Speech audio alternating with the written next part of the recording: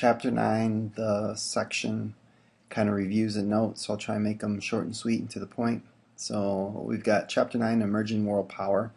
So the first thing is the focus of the chapter is how did the U.S. become a global power? And the first section is the roots of imperialism.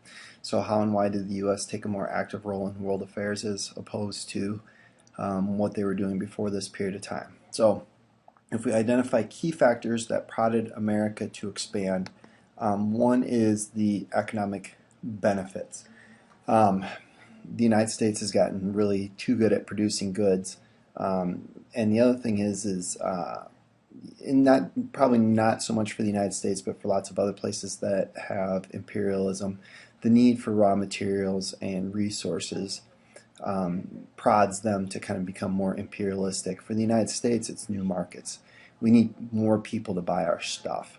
A second thing is military strength. You need to kind of expand and protect your interests. So once you have access to raw materials, you don't want to lose control of that. Or if you have moved into new markets, you want to protect shipping lanes.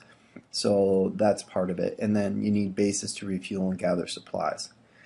And then lastly, and probably one of the kind of key driving forces, is the idea of national superiority. You've got social Darwinism and eugenics, this idea that certain groups are better than other groups, and that it's survival of the fittest. And if the fittest don't do what it takes to survive, then the weak are going to take over, and that's no good for anybody. So, and for the United States, you always have had this idea of manifest destiny, and Frederick Jackson Turner kind of highlights that the West has always been kind of this driving force, and now that the United States has no more westward places to go, the country's going to stagnate and kind of dwindle in power. So we need that drive onward and outward into the next great thing. So that's definitely part of it. And lastly, a thing that the book doesn't really talk too much about, but it kind of goes to progressivism itself. This idea that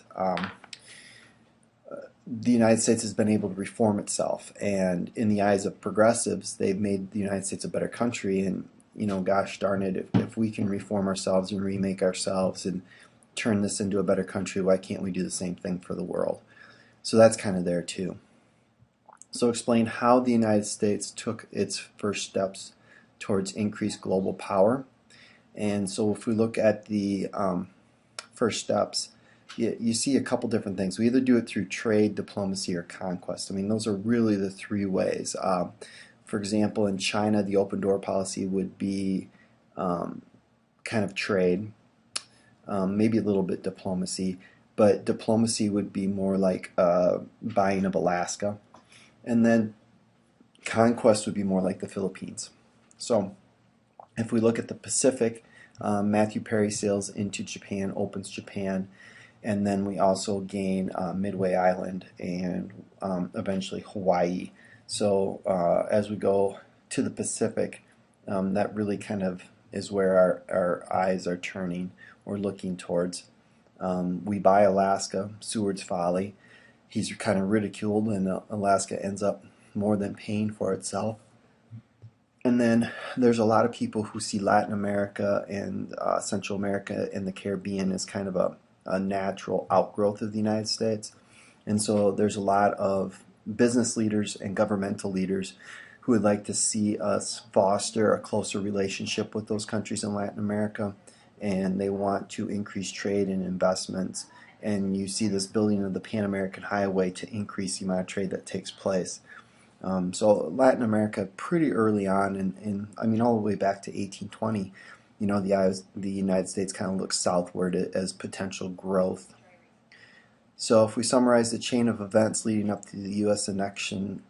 annexation of Hawaii, one is they were economically linked for a long time, going all the way back to the 1700s, really.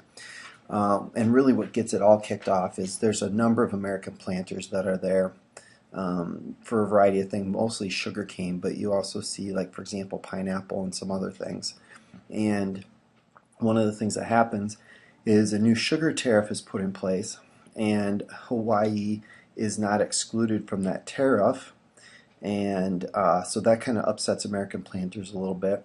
There's a change in leadership, and the king before this time was more friendly to the United States, and the queen is looking to maybe try and uh, lessen American influence. And as a result of those two things, um, planters go to American officials, the American ambassadors, ask for a little bit of support and help, and they get the backing of U.S. officials. And so they kind of lead this revolt, which eventually is going to lead to the U.S. annexing Hawaii. And it's got to go through a series of presidents. President Harrison is in favor, but he doesn't have enough votes. President Cleveland is against it. And it isn't until McKinley gets into office where Congress is also in favor. So McKinley and Congress work together, and at that point the U.S. annexes Hawaii. So it was kind of a slow process that took a bit of time, but eventually the United States gains control of Hawaii.